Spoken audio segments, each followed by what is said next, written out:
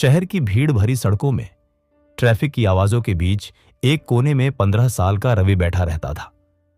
पुराने फटे कपड़े, चेहरे पर धूल और आंखों में अनगिनत दर्द की परतें। कुछ ही साल पहले एक भीड़भाड़ वाले मेले में रवि अपने मां बाप से बिछड़ गया था। उम्र छोटी थी, यादें धुंधली, लेकिन उम्मीद की आखिरी किरण अब भी उसके दिल में कहीं छिपी थी।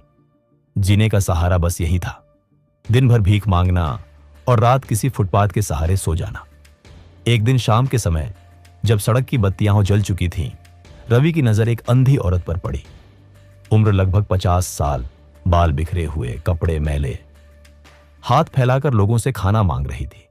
लोग बिना देखे आगे बढ़ जाते, पर उस औरत के चेहरे पर एक दर्द था जो रवि के दिल को चीर गया। उसे पता नहीं क्यों, पर पहली बार उसके मन में किसी के लिए ममता सी जाग उठी। रवि उसके पास गया, बोला, माई, आप भूखी हो? चलो मैं खाना दिला देता हूं।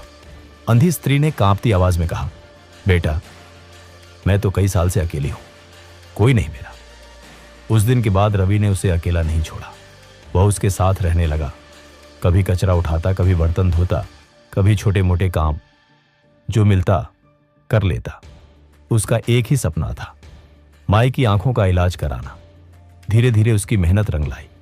महीनों की बचत से उसने डॉक्टर को दिखाया। कुछ इलाज, दवाइयां और ऑपरेशन के बाद वो दिन भी आया जब अंधी औरत की आंखों से पट्टियां हटाई गई। डॉक्टर ने कहा, अब आप देख सकती हैं। औरत ने कांपते हाथों से पट्टी हटाई। कमरे में धूप का हल्का सा टुकड़ा पड़ा था और उसके सामने खड़ा था वही पतला दुबला लड़का, रवि। उसने रवि को देखा और जैसे उसके शरीर में बिजली सी दौड़ गई।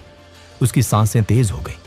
वह कुर्सी से उठी, लड़खड़ाई और रवि के चेहरे को दोनों हाथों से पकड़कर बोली, ये तो मेरा बेटा है, मेरा रवि। मेले में खो गया था, कई सालों से मैं उसे ढूंढ ढूंढ कर थक गई थी।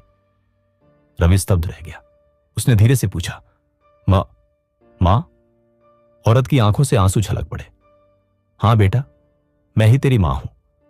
अगली ही पल रवि उसकी गोद में गिर पड़ा।